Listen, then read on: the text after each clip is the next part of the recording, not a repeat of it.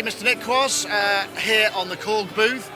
Very big Korg booth, actually. And of course, even though we've seen a little bit of what the Wavestate could do, we did with Luke from the UK, I wanted to come and take get your angle on it as well. So this is it. I have not seen it in person because it wasn't me that shot that other video. It's a cute thing. It really is. I mean, the original Wave stations were quite a bit bigger. But I mean, it's portable. It fits on a desktop. And I think what this is going to end up being is this amazing sound design, like film scoring tool. Like you can just pick a sound on here, and it takes you into kind of an atmosphere that you could use if you were doing some sort of scene, maybe like a dark atmospheric scene or like a triumphant brass scene or something like that in a movie. I was curious actually because the effects that are in the XD, which I think are great, is there some of that DNA in here as well? So the effects in here, the DSP is kind of like cross-pollinated between both Korg workstations and also the Log series and the Wavestate. So all that DSP kind of like intermingles, but it's actually, I would say it's more from the workstation line actually. Oh, okay, all right. So we heard some really complex sounds in Wavestage. I mean, almost too much movement in there. And there are some more subtle tones, right, as well? Oh yeah, I mean, so I immediately reached for the orchestral, the brass stuff, because my favorite thing to do, especially with Wavestate, is just zone out and pretend I'm Hans Zimmer, just scoring a film or something like that. So you mind if I... yeah, no, stick your headphones on. So this one's a brass sound, and I'll show you kind of the vector joystick between the different layers that make up the sound. So...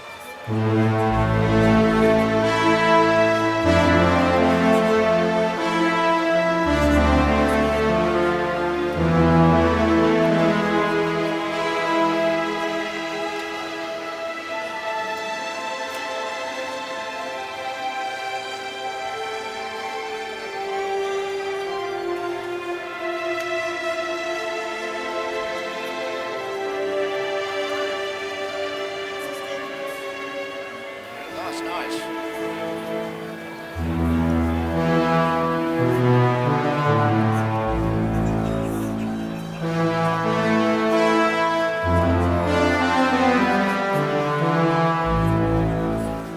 So that's samples. So I mean, one thing I was curious about is it all the oscillators pure samples, or are there some sort of VA waves and regular oscillator stuff going on in there as well? So there is a little bit of virtual analog here. If I go to an initialized sound, I'll go to init performance, I can actually just kind of get a pure tone there.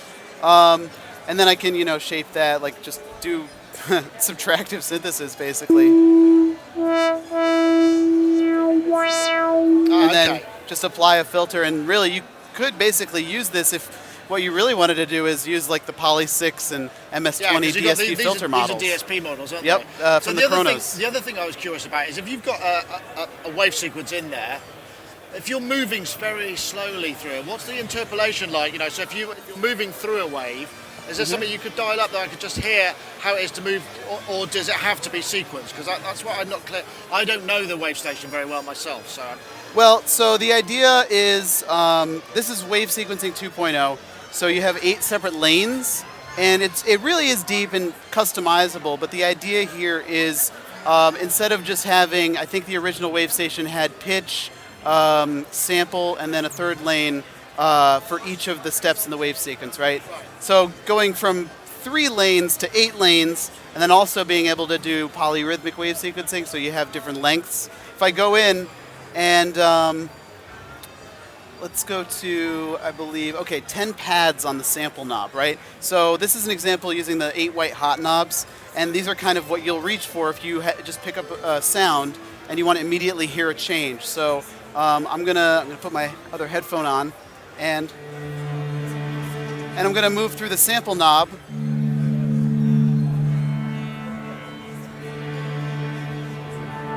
And you can see how the wave sequence steps are moving. So is that do you have to trigger a key each time you want to hear the next step, or does it move through the wave while you're playing? It really is customizable. Right, depends. You can have a wave sequence that kind of is just completely manual. Like if I want to have, there's a sound in here that is somewhere in here that's just a bunch of basses. Right, and it's almost like presets within a preset, almost. Presets right? within presets, and you can do that with the sample knob. You could also do that with layers and blend them with vector synthesis. So you have a lot of options for what you can do with the wave sequences. You're not really locked into just having those evolving things from the original wave station. Right, okay. So is there, I'm going to put you on the spot and ask, have you got any particularly favourite patches in here that really sort of shine out to you? I mean, I love the orchestral stuff. I fancy myself a little bit of an amateur film scorer. And yeah, the one that I started with, but there's also some really, really nice pianos in here. Like, here, I'll put my headphone back on.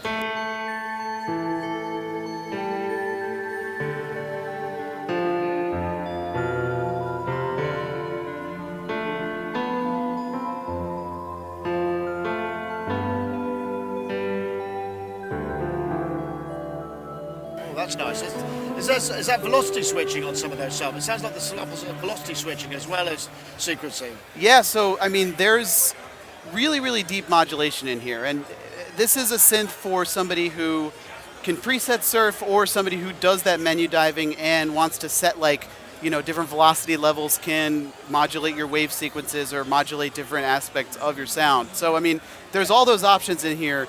And if you just want to preset surf and you just want to use the incredible voicings that are in here, you can do that. But you also have the ability to get really deep and change pretty much everything about your sound. So I'm going to ask you, I don't know if you'll be able to answer or will answer or can answer, but obviously because this is DSP based, it's kind of a new platform. Is there spare capacity in here? Are we going to see features added? Can it be able to do more perhaps in the future? Yeah, because this is a totally DSP-based synth, and because the capacity on here, I believe the figure is over 1,000 times the capacity of the original wave station. There are a couple gigabytes of empty sample storage in here. Now, currently there is not a way to load user samples, so the wave state is entirely DSP-based, and there will of course be updates to this platform, so I can't rule that out. But right now there's all of the samples from the original wave station, all of the expansions, and then a bunch of new PCM from synths like the Korg Kronos workstation. So some really nice, real sampled instrument sounds. Yeah, because I mean, the trajectory has been through the Kronos wave sequencing as well. So this has kind of come through that whole instrument too, right? Yeah, I mean, previously the only real way to have that wave sequencing engine was working with the Kronos. But now this is kind of this dedicated wave sequencing vector synthesis synth, which is in a kind of different price bracket, kind of aimed at a different kind of musician. So, is it shipping now? I'm afraid I can't remember. It's It'll NAMM. be the next couple of weeks after NAMM. Oh, okay. And what's the US? Do you know what the US map is? So Street in US is $7.99. Oh, right. So, wow. I mean, it's that and a Minilog XD, and you kind of got a lot of bases covered. Yeah. Excellent. USB, it's got USB on it, right? Is it just for MIDI? It does. So I don't believe the USB is audio. So it's going to be MIDI, and obviously down the road, Librarian, and kind of. And user samples. Well, I'll say it, even though I know that it's not. I'll let you say it. It's not on the roadmap yet. Hopefully down the road, yeah. Nick, thank you so much. And Nick, thank you so much.